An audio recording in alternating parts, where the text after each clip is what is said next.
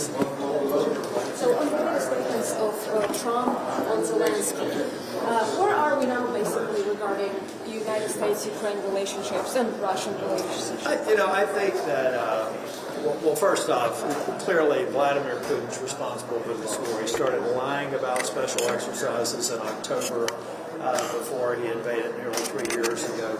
He lied about a special military operation. He had every intent to occupy all of Ukraine. His decision has resulted in the murder, rape, torture, and kidnapping of untold numbers of Ukrainians. He owns responsibility for this war. I don't know how more plainly I can state it. I said essentially the same thing when I was in Ukraine 36 hours ago. But Trump has said that... Thank you so much. What about the elections? Are you supporting the idea of having elections in Ukraine? And if so, how I think can it's another example. I met with the Speaker of the Ukrainian Parliament, and we had this discussion. I told them I thought it would be very helpful to go ahead and get the legislative construct in place. I mean, people are not paying attention. We follow election law here very closely. They're going to do something in Ukraine they've never had to do before in a free and open election, which they've also said that they would welcome international observers. I heard that from the speaker the day before yesterday. You got to figure out how that population that's on the front lines can cast a vote. How nearly 10 million displaced Ukrainians can cast a vote. They're in other countries right now. All of those mechanics, I encourage the Ukrainian speaker to go ahead and work through it so that we can, after we move along with the discussions of a possible peace agreement, how do we make sure that those free and fair elections occur? I believe President Zelensky alluded to it when we met with him at the Munich Security Conference. The speaker recognizes that needs to be done, and I believe they're working on it now. Senator, Trump has, not only did he call for elections in Ukraine, he called Zelensky a dictator. He also blamed them for the start of the war.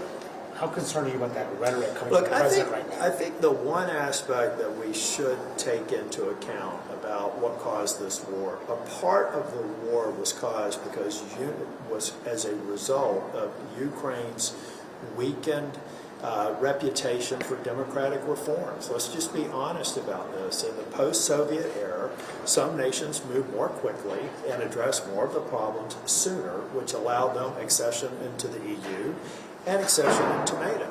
So to the extent someone is saying is that the actions of prior leaders or inaction caused the vulnerability, I agree with that. But make no mistake about it, that invasion was the responsibility of one human being on the face of this planet. It was Vladimir Putin, in a calculation to go through Ukraine and not stop there, to go through Moldova, to go through the Balkans, to ultimately go to the Baltic states and send the signal to China that now is the time that they can take action in the South China Sea. That's what this is about, and that's what we as members have to communicate. Calling him a dictator, he called him a dictator. I didn't hear that. I'll let other people use their words. It's not a word I would use. We gotta go, baby. I'll come on. Your time on the ground there, though. What do you think about this public fight with Zelensky right now? Is it feeding into Putin's camp? Well, anything feeds into Putin's camp would be a disaster. I don't have any evidence to suggest that it is right now. There's a lot of uncertainty. I think most about, I was in Bucha the day before yesterday.